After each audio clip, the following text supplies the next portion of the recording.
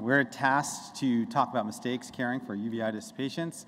We have an esteemed panel, and here are my financial disclosures. And my panelists' financial disclosures are in your handbook.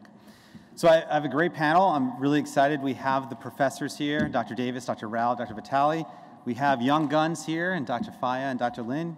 And we have Tom. So this is going to be a fun time, and I'm excited. I noticed you're not in the esteemed group either. And we should have we'll discuss mistakes. So let's talk about a few cases. I hope we can argue a little bit, and I'm sure that won't be a problem.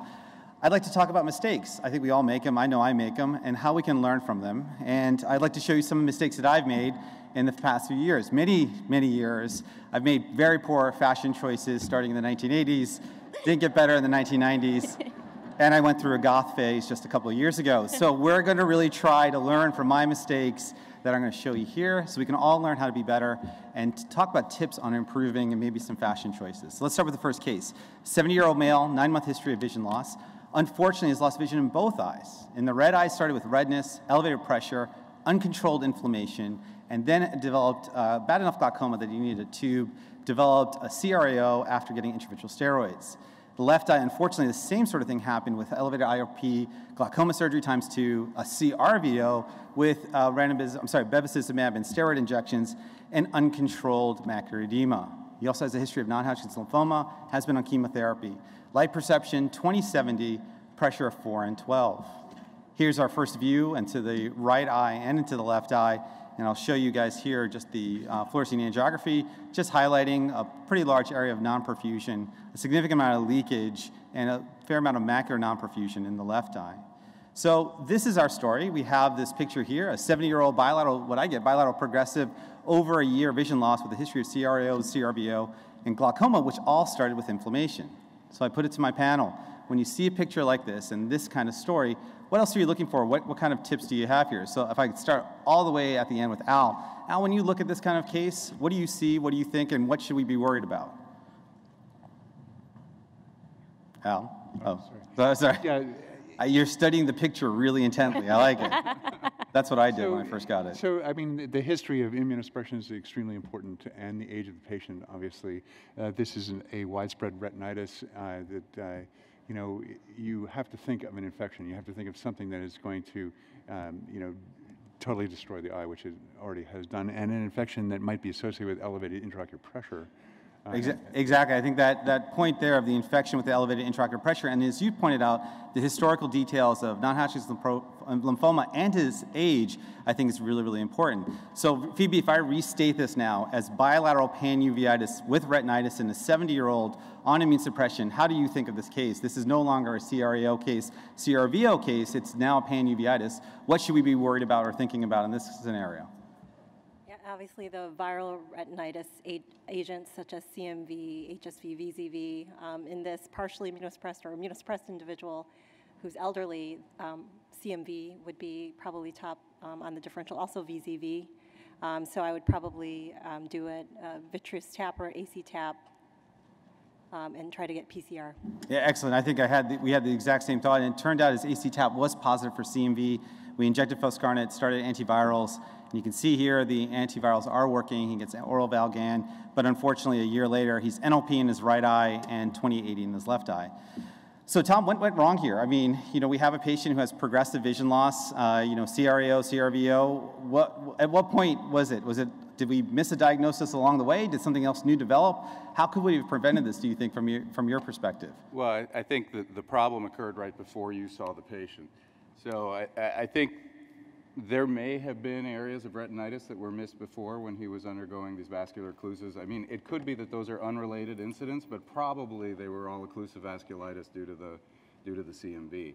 So I think there might have been clues that were missed. It's impossible to tell going backwards what it was at the time, but that's what's suggested. I think the take-home message: if things are getting worse and you have an elderly patient with new inflammation, I always put down think medication, think about their systemic disease, and let's be really, really careful with local steroid injections, because unfortunately you can take an eye that's normal and unknowingly unmask an infectious agent. So we're going to move to our second case here. So this is a 27-year-old male who presents to the ER with several weeks history of decreased vision and pain, bilateral granulomatous anterior uveitis. He started on predacetate, and he has laboratory evaluation sent. So he gets his laboratory evaluation, which shows an elevated CRP and ESR. Patients called weeks later for his results, and he said, well, you know, I ran out of my drops. I want them refilled because they're helping, and he was told to follow up, and unfortunately didn't come back to about 3 months later. So his vision is now 2200. He has 3+ cell and 2+ haze. So here's a picture of his anterior chamber showing the massive amount of keratotic precipitates, posterior synechiae. You can get sort of a view into the back of his eye that you can see that there's a fair amount of haze, retinal vascular leakage that's occurring. So Lisa, let me ask you your thoughts. You have a person who has bilateral chronic panuveitis, has a workup that looks like this. Are we done? Is it enough? Should I start the steroids? What do you think about this kind of workup, and how do you determine what to order in this kind of patient? So this is something I talk with my fellows all the time. You got to make sure that it is not infectious before you even consider oral steroids. And you know, there's no quantiferin, there's no TB testing, there's no syphilis testing, and we know that those can have devastating consequences should we do periocular intraocular steroids. So that, to me, this is not enough. We got to make sure before we declare this is not infectious, an infectious workup. All right, so we're going to try to work him up for infection. So part of the way I do that is get a review system. So I ask him if he has any medical problems. He says none. Wait a minute, I had a history of tuberculosis. I had a positive PPD. I was on anti-TB meds, and I've had a 60-pound weight loss over the past few months. Anything else? You know, well, the steroids helped my rash, but now it's worse. Would you like to see my rash? Call up Tal Malbini. Come on over, bud. Let's see if you can look at this rash. And there is his back, his trunk, and his feet. Dr. Rao, when you see this, is there anything else this is besides one disease? You know, I hate to shake my hand every time I see a patient with uveitis. You know, this is a good example. I think, you know, top on the list, you know, when you do their soul, you know, palm should be considered. I think syphilis would be top on the list. Yeah, this is a high suspicion for syphilis. He also had a penile rash, which I didn't show you guys, and a long history of TBE. So we weren't able to assay with his syphilis IgG. Janet, can you help us out here? So when you get a test result in someone like this who you're really suspicious of syphilis, and you get this kind of test result where it's not clear, what's happening in this kind of patient when the syphilis IgG or your syphilis test is kind of equivocal, or they say it's negative? Is it truly in this scenario? Well, it used to be a prozone effect, that they had so much antibody that you just couldn't detect it. I think that that's less likely to occur right now. Uncertain what happened in this case, but you have 3 different types of tests. You have 2 treponemal tests, you have 1 non-treponemal test, and I think you should just keep going as you did until you get the positive that you need. Exactly. I think that's important because sometimes there can be interfering substances that are produced and can actually negate this. So HIV positive started on IV penicillin. So let's review this case. Was the skin rash new? Well, his original ER note said the patient was complaining of a rash on his skin for a few weeks.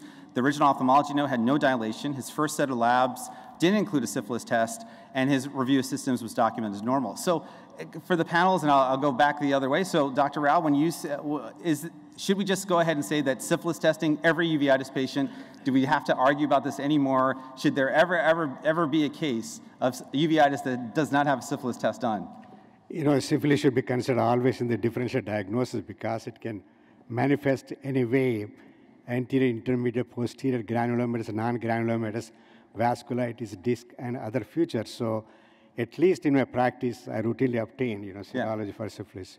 Okay, and for all of us, I think we're doing the treponemal test, has making the news. The New York Times just 2 days ago, STD cases rise to a record high, go us, and keeps going up and up each year. The bottom one shows you it does not matter where you live in the United States. It's becoming more and more common. So politics has nothing to do with syphilis and sexually transmitted disease. So we can make things worse by not looking, not thinking, and again, local steroids in an infectious case. Let's move to our next case, which is a 27-year-old female from the Ohio River Valley, has a history of poor vision in her left eye for years. She was diagnosed with POHS, presumed ocular histoplasmosis syndrome, and a choroidal neovascular membrane years ago. She was given injections, had no real improvement, and now has new vision loss in her left eye with photopsias. Her injections were restarted with anti-VEGF, and she was told she has end-stage POHS. So here's a view into her right eye and left eye. And you can see here's her OCT showing this outer retinal change, multifocal outer retinal change, no real intraretinal edema. And her fluorescein here, which shows us probably spots in both and some leakage, especially in the left eye, an ICG that shows you lots of dark spots, and a fundus autofluorescence. So Lisa, this patient tells me, after getting all this testing, why are you imaging so much? Every time I go to my doctor's office, all I get is an OCT, and if you keep getting all these tests, I'm not coming back. So, you and I are in the Midwest. Is this presumed ocular histoplasmosis syndrome? Okay, she's not going to say it. Yelled at. No, don't get yelled at. So one day I will be brave enough to say that I don't think POHS exists in a big crowd, but today's not that day. So let's say that with improved imaging, when you see someone like this, should we default to POHS? What should we do in these kind of scenarios where you have somebody maybe who's younger who has maybe a CNV? I mean, for me, looking at this again with the new term, the multifocal choroiditis without panuveitis is kind of more my go-to versus that of the POHS. And then treating it more as a non-infectious, because I haven't ever been able to really isolate the histoplasmosis, and even people who have not been in the Mississippi area have come with this diagnosis. So I think that's kind of difficult. Tom, what about PIC? I like the term PIC for this. You like the term PIC? You're just going to make it more confusing and just add more terms. Okay, all right, I'm just asking. That's right. We're going to have your own term. Janet? I think the imaging has really suggested that she's having an overlay of mudes on top of multifocal choroiditis. Correct. So she's had the acute event, but the background is not POHS, one would assume. Right, so she gets a course of oral steroids. You can see here she gets better, and she was 2,400 when she started. This is her at 6 months. You can see the multifocal spots. This is at 1 year. This is at 2 year, and she's 20/20 at year 2 . So, Neil, what do you think about OCTA in this case? Yeah, I don't, and she did have an OCTA, which was misinterpreted when she walked in because there was a projection artifact that made it look like CNV when there was no CNV. So again, imaging can be misinterpreted. You can get too much, but you can also not get enough where you don't have anything. So I think the important thing here is use your multimodal imaging in uveitis patients, especially when you can't describe or explain visual acuity. OCT is great, but remember you're going to miss things. These are normal OCTs with the associated angiograms, both fluorescein and ICG, that show you that you can see things on other modalities that we have to consider. Sunil, before you go to the next case, yeah. Was she myopic, this patient? She was like a -3. That's it. She wasn't too myopic. A 40-year-old female. Well, one more thing I'd like to say for that. Yeah, you're not going to let me finish. I feel strongly that type of case where she's lost vision in one eye and she's got good vision in the other eye, yes. I think that chronic immunosuppression might be appropriate. 100% agree. We've talked about it at length with her, and we wanted to start her on it. She was incredibly hesitant and fought me along the way. So we've been watching her carefully. She has not agreed to immune suppression, but I agree with you 100% in that case. So I got a 40-year-old female, a second opinion. She has lost vision for the past few months. So this 40-year-old was told she had cataracts, and she had dropless cataract surgery. Just 2 weeks later, she still can't see, and now it's worse. I can't tell you what the femto setting was. I don't know if it was a multifocal, but I do know she got triamcinolone and moxie in both eyes. She's 20/50 and 25/100.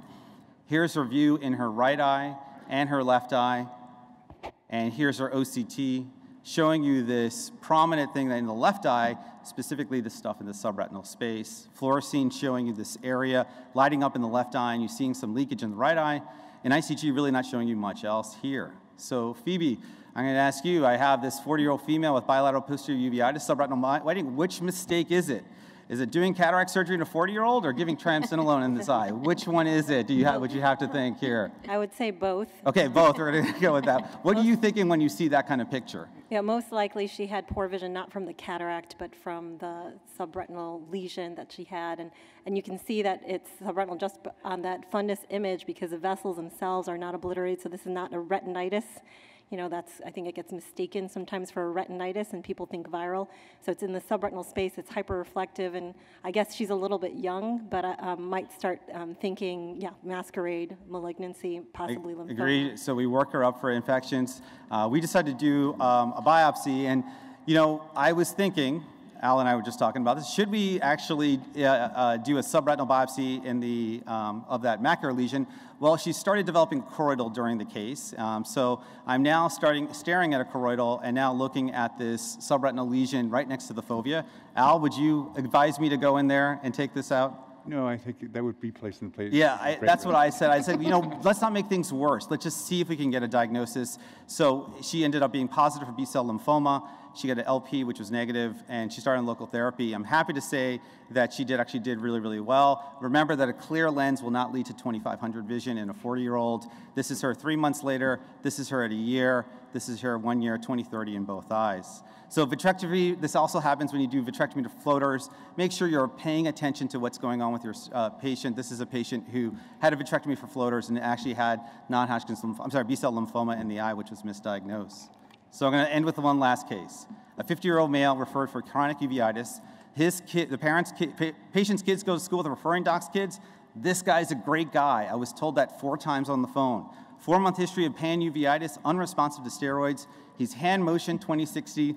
That's what his eye looks like. And you can see there's this yellowish lesions in the left eye. His B scan shows a retinal detachment, dense vitritis. He's worse on steroids. And I asked him if we can shake hands. Unlike Dr. Rao, I will shake hands. And he shows us this. Tom, what is this, man? Well, the rash suggests the possibility of something disseminated. I mean, of course, they could be unrelated. Yeah. Since you're presenting it like this, you know, I think you have to think about potential infectious causes. Is there anything else in the history? Well, he's a pharmacist, and he shoots up drugs. Those are track marks. That's what we call them. Yeah. So tap and inject. He's positive for Candida. He's admitted. He actually ended up having vegetations on his heart. We actually saved this guy's life by figuring out what this guy had because he was on his way to something bad. So always remember endophthalmitis. Certainly elderly patients, IV drug users, yes, your neighbor can be an IV drug user, depending on your neighborhood, and always, always consider it. And this gets to don't be bashful when you're talking to uveitis. Ask the uncomfortable questions. Do you use drugs? What kind of sexual activity? Tell me about ulcers and rashes. And wait, who did you vote for exactly? I don't know if I want to know that. So in summary, to improve our outcomes, reduce common mistakes, avoid local steroids, ask questions, do a complete exam, always rethink the truth, and sometimes the young ones can learn. This is my family, probably not from me. So thank you to the panel. A great job, and thank you to the Uveitis service. Have a great meeting.